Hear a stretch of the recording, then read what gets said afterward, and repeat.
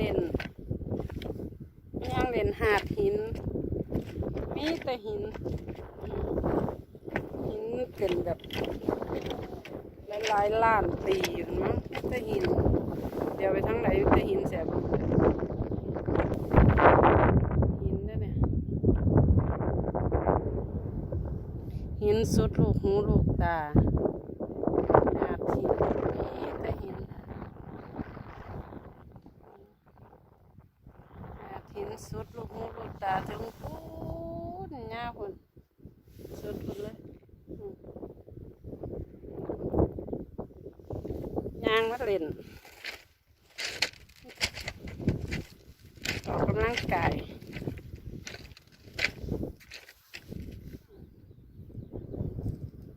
ก็มีคนมายางหลายคนมายางหลายจ้า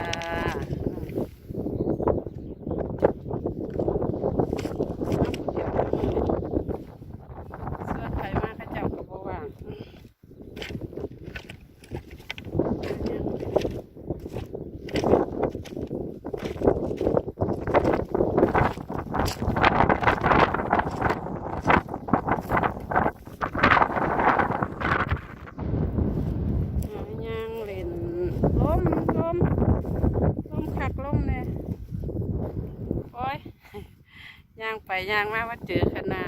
คณะทะเลเดี๋ยวใส่เบิ่งเด้อ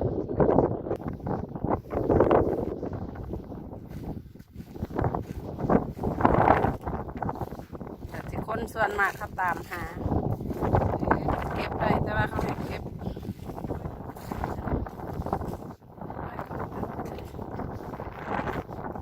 ไม่คนตัด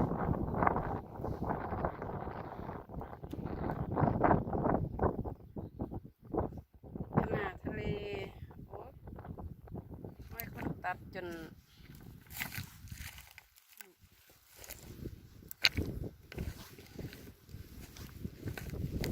ไม่คนตัดนุยปุ้ยบ่อึดดอกหาดได้เป็นแบบนั่นน่ะมัน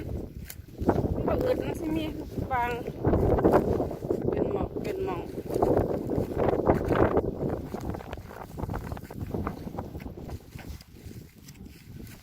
กำลังออกดอกเขาเก็บเขาก็ให้เก็บแบบอนุรักษ์ไงกำลังออกดอกเรื่องมามีดนะเจ้าก็เก็บได้อยู่แต่เก็บแบบอนุรักษ์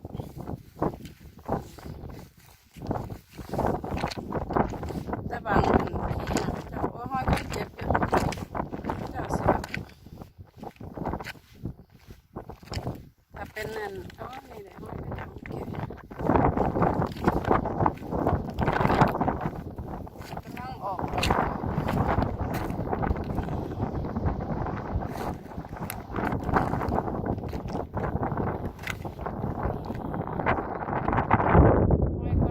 ห้อยคนตัดหลายอยู่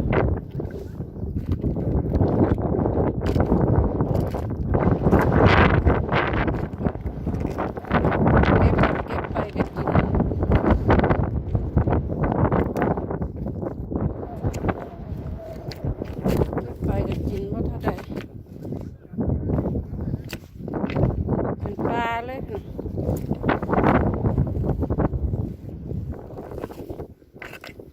ป่าเป็นป่า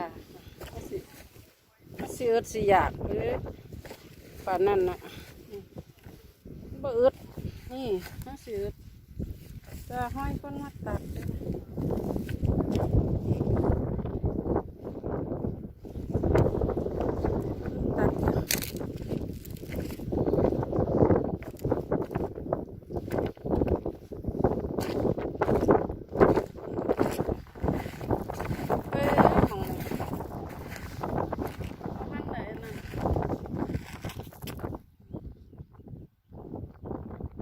ปลาอยู่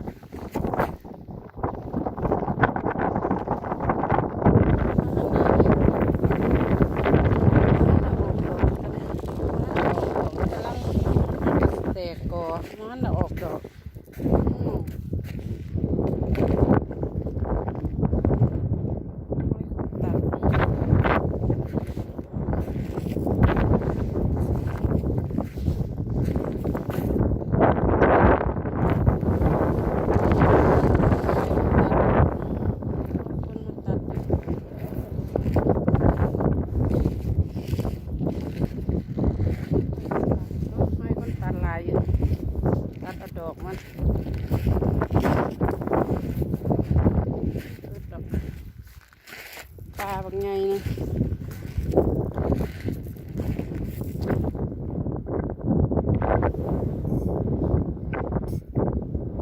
สีอึดลายไม่คนมาตัดอยู่เต็มนะตัดกำลังออกดอกกำลังแก่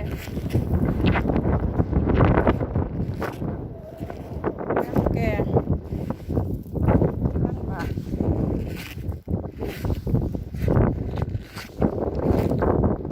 ให้คนมาตัดผักลายดอกมันบาน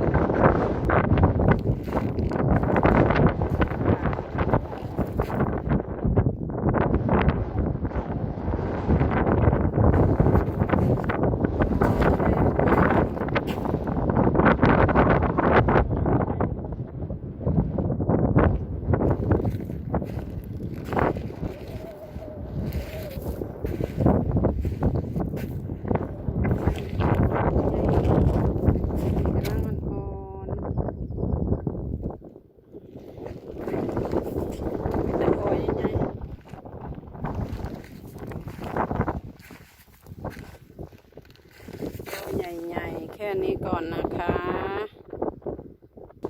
เจอกันคลิปหน้ากำลังหัดเทส YouTube เป็นผู้ใดเขาไม่เห็นก็ฝากติดตามได้เลยจ้าสวัสดีค่ะ